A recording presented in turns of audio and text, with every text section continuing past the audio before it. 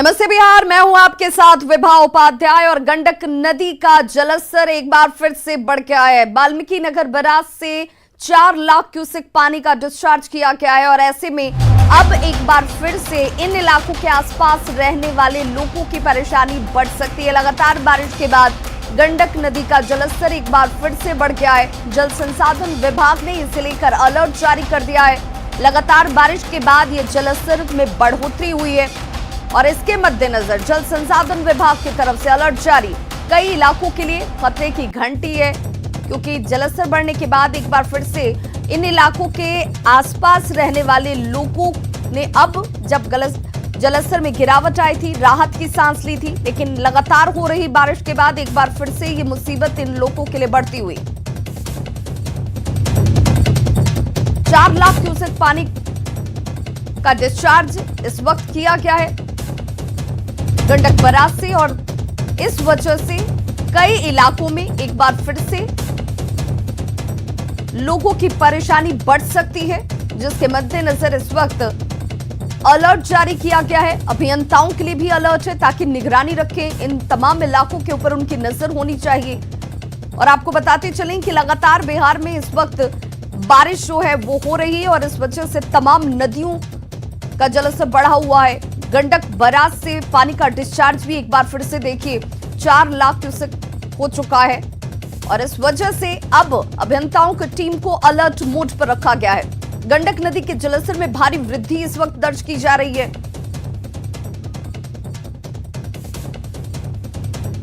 तो बघा से ये बड़ी खबर, जहां पर जल संसाधन विभाग की तरफ से ये अलर्ट इस वक्त लोगों की परेशानी बढ़ाता हुआ। सहयोगी मुन्ना राज हमारे साथ इस वक्त ज्यादा जानकारी के साथ फोन लाइन पर जुड़ गए हैं। मुन्ना, इस वक्त अगर 4 लाख क्यूसेक पानी का डिस्चार्ज गंडक से किया जा रहा है, नदियों के जलस्तर में वृद्धि के बाद किन इलाकों पे एक बार फिर से ये खतरा जो है वो दिखता है? जी विभा, लगातार अपडेट है कि सुबह 5 बजे से ही गंडक नदी के जलस्तर में उछाल आया है और यह जलस्तर देखते ही देखते 4 लाख क्यूसेक को पार कर गया है। तो सुबह 6 बजे का जो डिस्चार्ज वाल्मीकि नगर गंडक बैराज से आ रहा है 4,04,000 क्यूसेक का है। और यह हाल के दिनों में लगातार गंडक नदी जिस तरह शांत हुई थी वह उफान बढ़ा है और फिर पश्चिमी चंपारण, पूर्वी चंपारण के साथ ही गोपालगंज, छपरा और मुजफ्फरपुर के तमाम ऐसे इलाके हैं जो पूरी तरह बाढ़ में फिर एक बार डूबेंगे। और गोपालगंज और पश्चिमी चंपारण की हम बात करें तो दियरा के तमाम ऐसे गांव हैं जहां बाढ़ के हालात आने वाले दिनों में आएंगे, निश्चित रूप से आएंगे, क्योंकि गंडक नदी का जलस्तर जब भी 2 लाख क्यूसेक से पार करता है धीरे धीरे बाढ़ की स्थिति आती है। और एकाएक क्यूसेक एक रात में 2 लाख क्यूसेक का जलस्तर बढ़ा है तो निश्चित तौर पर पश्चिमी चंपारण और गोपालगंज के तमाम ऐसे गांव हैं, करीब 100 ऐसे गांव हैं जो गंडक नदी की बाढ़ के चपेट में। मुन्ना राज, तो क्या ये माने कि जो लोग धीरे धीरे जब गंडक का जलस्तर कम हुआ था, पानियों का डिस्चार्ज कम कर दिया गया, उसके बाद लोग जो वापस अपने घर की ओर पहुंचे थे, एक बार फिर से उनके लिए परेशानी है, उन्हें फिर से पलायन करना मजबूरी होगी? जी विभा, निश्चित तौर पर दियरा में निचले इलाके, गंडक नदी के जो भी निचले इलाके हैं उन गांवों में जो लोग भी हैं, क्योंकि पानी काफी तेजी से एक रात में 2 लाख क्यूसेक का पानी का बढ़ना यह बताता है कि अभी दियरा के कभी ऐसे गांव हैं जहां लोग घिर जाएंगे और धीरे धीरे उन गांवों से निकालना जरूरी हो गया है। हालांकि जिला प्रशासन ने सभी अंचलाधिकारी और ब्लॉक स्तर के अधिकारियों को अलर्ट कर दिया है और निचले इलाकों से तत्काल गांवों को खाली कराकर सुरक्षित स्थानों पर भेजने का अलर्ट जारी किया गया है। इस तमाम जानकारी के लिए आप इस खबर पर नजर बनाए रखिए। आगे हर अपडेट अपने दर्शकों तक सबसे पहले पहुंचाएंगे। सीएम नीतीश कुमार ने एक बार फिर से शराबबंदी को सफल बनाने की अपील की है। राजगीर पुलिस अकेडमी के पासिंग आउट परेड में मुख्यमंत्री नीतीश कुमार ने नए पुलिस अधिकारियों को बताया कि पहले 3 महीने शराबबंदी पर बहुत बेहतर और अच्छा काम किया गया, आगे भी वैसे ही करने की जरूरत है।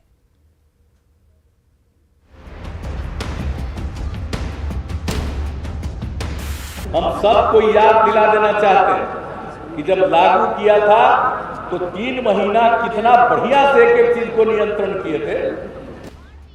शराबबंदी मुख्यमंत्री नीतीश कुमार के दिल के कितने करीब है उसको बताने के लिए ये छोटा सा बयान काफी है। मौका था पासिंग आउट परेड का।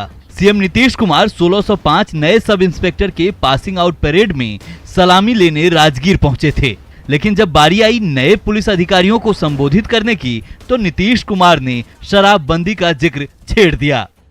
हम सबको याद दिला देना चाहते हैं कि जब लागू किया था तो 3 महीना कितना बढ़िया से एक चीज को नियंत्रण किए थे। तो जैसे शुरू का 3 महीना नियंत्रण किए थे, आगे भी उसी प्रकार से इसको एक एक चीज को देखना चाहिए और हर प्रकार से करना चाहिए। राजगीर पुलिस अकादमी के पासिंग आउट परेड में सीएम नीतीश ने नए पुलिस अधिकारियों से कहा कि महिलाओं की मांग पर बिहार में शराबबंदी की शुरुआत की, जो शुरुआती 3 महीने तक सफल रही। सीएम ने उसी सफलता को फिर से दोहराने की अपील की। अब ये नए पुलिस अधिकारियों पर है कि वो सीएम की नसीहत को अपनी नौकरी का मंत्र समझते हैं या आपदा में अवसर तलाश लेते हैं। न्यूज़ 18 के लिए राजगीर से रवि एस नारायण की रिपोर्ट। मुख्यमंत्री नीतीश कुमार ने सरकारी कर्मचारी, अधिकारियों समेत आम जनता से कोरोना की तीसरी लहर को लेकर चेताया, उन्हें चेतावनी भी दी, सजग रहने की अपील भी की। राजगीर में पुलिस अवर निरीक्षक दीक्षांत परेड में शामिल होने पहुंचे सीएम ने अधिकारियों की ओर इशारा कर कहा कि लोग संक्रमण के खतरे से बेफिक्र हैं, जो बेहद खतरनाक साबित हो सकता है। नीतीश ने लोगों से सरकारी गाइडलाइन का पालन करने की अपील भी की।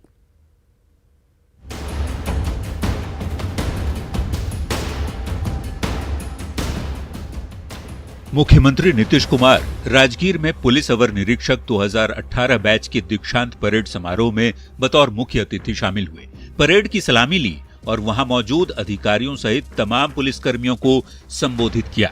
अपने संबोधन में सीएम ने कोरोना वायरस को लेकर लोगों से गंभीरता बरतने की अपील की। सभी लोगों से मास्क लगाने और सोशल डिस्टेंसिंग का पालन करने की नसीहत भी दी। अधिकारियों और पुलिसकर्मियों की ओर इशारा कर मुख्यमंत्री ने कहा कि ज्यादातर लोग अभी भी मास्क नहीं लगा रहे। अब एक लेकिन देश भर में, दुनिया भर में खतरा है तीसरे फेज के बारे में। तो भाई हम तो सबसे यही कहेंगे कि सतर्क रहिए।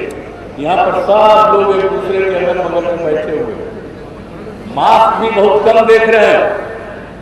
हम तो यही आग्रह करेंगे कि अभी बहुत लोग लगाए हैं मास्क और बहुत लोगों का नहीं है। तो हम तो आप लोगों से यही आग्रह करेंगे कि सब लोगों को प्रेरित करिए। मुख्यमंत्री ने कोरोना के पहले और दूसरे फेज में हुए नुकसान को याद कर लोगों को आगाह किया। सीएम ने जनता से सरकारी गाइडलाइन का पूरी सख्ती से पालन करने की अपील की। पिछली बार भी पहला फेज भी बहुत नीचे चला गया, उसके बाद दूसरा फेज आ गया, कितने बड़े पैमाने पर हुआ। और देश में तो अभी भी ज्यादा है और बिहार में बहुत कम है। तो हम लोग तो सारा काम कर रहे हैं, लेकिन फिर भी सतर्क रहना। डर है कि तीसरा फेज आ सकता है, इसलिए थोड़ा दूरी बनाए रखने का, मास्क लगाने का, हाथ वगैरह को साफ रखने का, ये जो गाइडलाइन है शुरू से, इसका जरूर पालन करिएगा। कोरोना का खतरा अभी टला नहीं है। संक्रमण की तीसरी लहर की संभावना से इनकार नहीं किया जा रहा। बिहार में भी अनलॉक 6 लागू कर दिया गया है। सब कुछ खोल दिए गए हैं। ऐसे में राजगीर में पुलिस विभाग के इस खास कार्यक्रम में मुख्यमंत्री ने साफ तौर पर अधिकारियों सहित आम जनता से लापरवाही नहीं बरतने की अपील करते हुए कोरोना के संक्रमण से बचने की नसीहत दी। न्यूज़ 18 के लिए राजगीर से रवि एस नारायण की रिपोर्ट।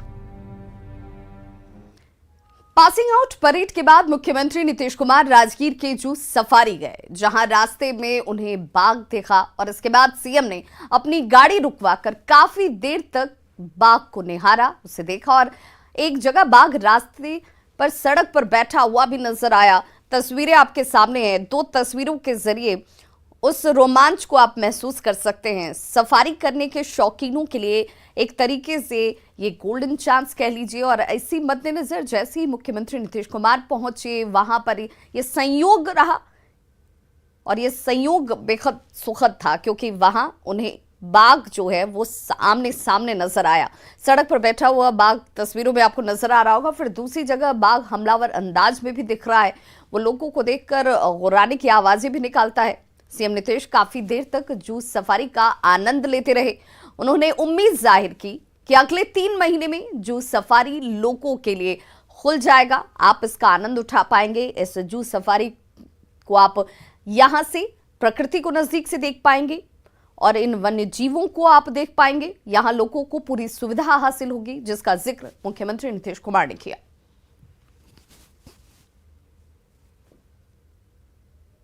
मुख्यमंत्री नीतीश कुमार यहाँ जू सफारी का मुआयना करने के लिए पहुंचे हैं और जू सफारी बिहार सरकार का ड्रीम प्रोजेक्ट है जो लगभग पूरा हो गया है। सर, आज कितना बढ़िया है। आप तो जानते ही हैं, नेचर सफारी तो पहले ही हो गया, लेकिन सबसे पहले तो जू सफारी के बारे में तय किए हुए थे हम लोग। उसके बाद नेचर सफारी का सोचे थे तो वो तो तैयार हो गया।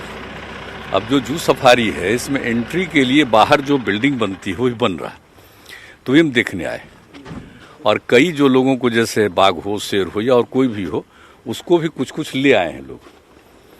और उसके बाद जब वो बन जाएगा पूरे तौर पर, तभी इसको खोला जाएगा। वैसे तो आज हम लोग देख लिए, बाघ को भी देख लिया, बाहर था, शेर तो अंदर बैठा हुआ था, लेकिन देख ही लिए सब तरह का। लेकिन ये लोग ले आए हैं, कुछ और लाने वाले हैं। कब तक की संभावना है सर कि ये हमको लगता है कि 2-3 महीना तो इनको लगेगा, अभी इससे कम तो नहीं लगेगा। क्योंकि कुछ बात हम लोगों ने सुझाव दे दिया है, कहीं रास्ता को ब्लॉक करने का, ये सब करने का किसी तरह से कोई दिक्कत नहीं हो। ये जू सफारी का मतलब क्या है, वो जो भी 5 तरह के जानवर होंगे वो अपना घूमते रहेंगे। और आप जिसे देख लीजिए, यही व्यवस्था है, इसी गाड़ी में बैठ करके लोग देखेंगे, तो वो खुले रहेंगे और आप अंदर रहिएगा। तो इसलिए उसके लिए तो हर तरह का प्रोटेक्शन जरूरी है और सब सुविधा तो इन लोगों ने बना लिया है सबके लिए। यहाँ तक कि भोजन का ही नहीं बल्कि इलाज वगैरह का भी सब सिस्टम बना लिए हैं यहाँ, एक एक चीज़ को देखने का। तो अभी कुछ समय लगेगा। जो भी बात हो रही है उसके हिसाब से तो लग रहा है कि अभी क्या 2-3 महीना, तो 2-3 महीना। आज मुख्यमंत्री जी का बाघ से आमना सामना हो ही गया सर। तो बाव तो ठीक है, चलिए अच्छा लगा, देख लिए, उसमें क्या आमना सामना क्या हुआ। हम तो चाहते हैं जल्दी से जल्दी हो जाए, लोग आकर के देखें, आनंद लें। और देख रहे हैं कैसा जगह है, सबके लिए कितना बड़ा बड़ा जगह बनाया गया। और बाहर से आप देखिएगा, वो अंदर ही रहेगा, आप देखिएगा। तो ये चीज़ तो बहुत बड़ी चीज़ है। जू सफारी को लेकर के मुख्यमंत्री ने बड़ा बयान दिया है और उन्होंने बताया कि अगले 2-3 महीनों में ये लोगों के लिए खोल दिया जाएगा और यहाँ की जो सुविधाएं हैं वो अंतर्राष्ट्रीय स्तर की मिलेगी और लोगों के सुविधाओं के साथ और सुरक्षा का पूरा ख्याल होगा। कैमरा पर्सन मनीष जुनेजा के साथ रवि एस नारायण, न्यूज़ 18 राजगीर। तो जू सफारी के जो शौकीन हैं, उन शौकीनों के लिए 3 महीने में यहाँ पर ये सेवा जो है वो शुरू कर दी जाएगी और जिसका आनंद लेने के लिए खुद मुख्यमंत्री नीतीश कुमार जो है, हालांकि जू सफारी में किस तरीके के इंतजामात हैं, क्या और बेहतर किया जा सकता है, ये तमाम चीजों को एक बार देखने के लिए पहुंचे हुए थे Nitish Kumar. Passing out parade के बाद सीधे पहुंचे जब इस जू सफारी में, तो उन्होंने ये भी जाहिर किया कि देखिए ये जो बाघ आपको सड़कों पर बैठा हुआ और बिल्कुल अपने अंदाज में, और उस जगह पर जहां पर आप वन्य जीवों को करीब से महसूस करना चाहते हैं, देखना चाहते हैं और प्राकृतिक खूबसूरती के बीच जब ये वन्य जीव अपने अंदाज में हो, तो फिर जू सफारी का आनंद उठाने वालों के लिए सौभाग्य की बात होती है। और यहां पर जब मुख्यमंत्री नीतीश कुमार पहुंचे तो उन्हें भी ये सौभाग्य मिला। उन्होंने कहा कि देखिए मैं भी बड़े करीब से देख पाया बाघ को। हालांकि शेर जो था वो अपने पिंजरे में जरूर था, लेकिन यहां पर पहुंचने वाले तमाम लोगों के लिए हर व्यवस्था की जा सके, वो सुनिश्चित करने को लेकर के क्या कमियां रह गई हैं, क्या और बेहतर किया जा सकता है, इसके निर्देश उनकी तरफ से दिए गए। जू सफारी का सीएम ने निरीक्षण किया और बाघ को करीब से देखा भी और ये कहा कि आम लोगों के लिए भी वो वक्त तकरीबन 3 महीने के बाद जरूर होगा। 7 नदियों से घिरे खगड़िया में नदी से हो रहे कटाव की वजह से एक बड़ी समस्या जो है वो लोगों के सामने जरूर दिखती है कि पाई पाई जोड़कर बनाया गया आशियाना जो है अब एक एक करके नदी में विलीन हो रहा है। विवशता ये कि लोग खुद अपने हाथों से अपने इस घर को, इस आशियाने को तोड़ रहे हैं, पलायन करने को विवश हैं। नदी हर साल यूं ही अपना रौद्र रूप दिखाती है, धार बदलती है और लोगों के घर नदी में विलीन हो जाते हैं। नए इलाकों में कटाव शुरू हो जाता है। लोग कटाव के डर से अब अपने घर को तोड़ते हुए आपको इन तस्वीरों में नजर आ रहे होंगे। सदर प्रखंड के मधुरा गांव की ये तस्वीर है जहां बागमती नदी से भीषण कटाव शुरू हो चुका है और कटाव का दंश देखिए इन इलाकों में रहने वाले लोगों के सामने। 2 दिन में 10 से ज्यादा घर कटाव की भेंट चढ़ चुके हैं। 1 सप्ताह पहले कटाव को रोकने के लिए फ्लड फाइटिंग कार्य भी किए गए, लेकिन पानी के इस वेग में, इस धार में वो काम भी नाकाफी साबित हुआ। कटाव का जायजा लिया संवाददाता दिग्विजय ने। खगड़िया में बाढ़ पीड़ित और कटाव पीड़ितों की मुश्किलें कम होती हुई नजर नहीं आ रही है। एक बार फिर हम आपको ये दिखा रहे हैं, ये बागमती नदी है। बागमती नदी से कटाव होना शुरू हो गया है और ये जो मधुरा गांव है, सदर प्रखंड के अंतर्गत आता है।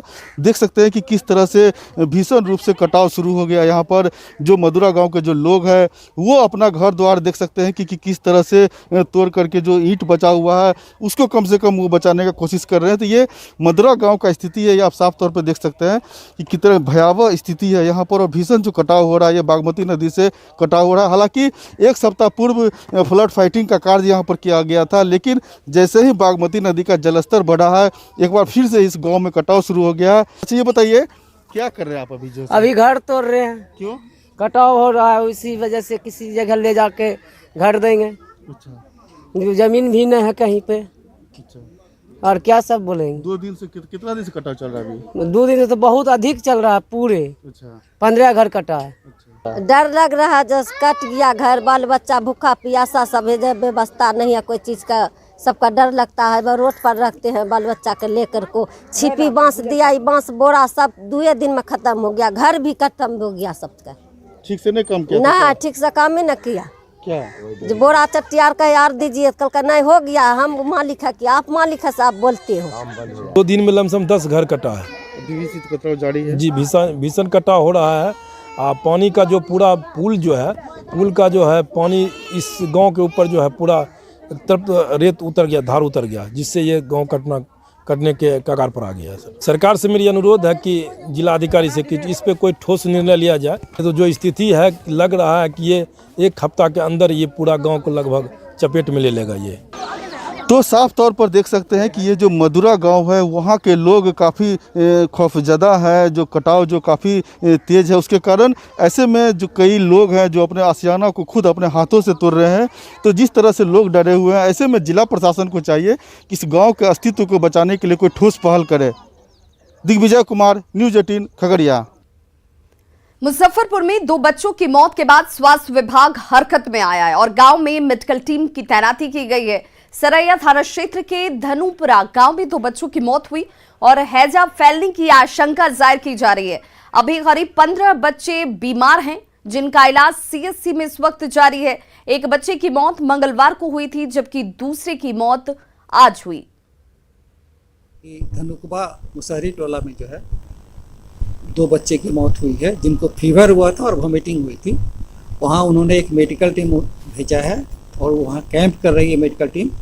3 बच्चे अभी सीएचसी में भर्ती हैं, जिनका इलाज हो रहा है। वो तीनों की सामान्य स्थिति है अभी, और वहाँ पर मेडिकल टीम को लगातार कैंप करने के लिए कह दिया गया है। नेपाल के परसा जिले में सिलेंडर ब्लास्ट में 15 लोग झुलस गए, जिसमें 14 बिहार और उत्तर प्रदेश के रहने वाले हैं। घायल लोगों में 7 की हालत गंभीर बताई जा रही है, जिन्हें इलाज के लिए भारत लाया गया। बताया जा रहा है कि सभी मजदूर स्टील प्लांट की भट्टी में लोहे के कचरे को गला रहे थे और इसी दौरान भट्टी में सिलेंडर चला गया और ब्लास्ट हो जाता है, जिसमें 15 मजदूर जख्मी हो गए। उड़ीसा क्या हुआ?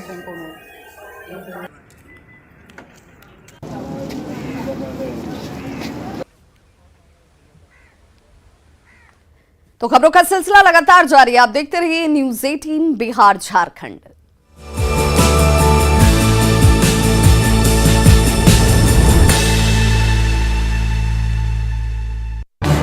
इस न्यूज हेडलाइंस के प्रायोजक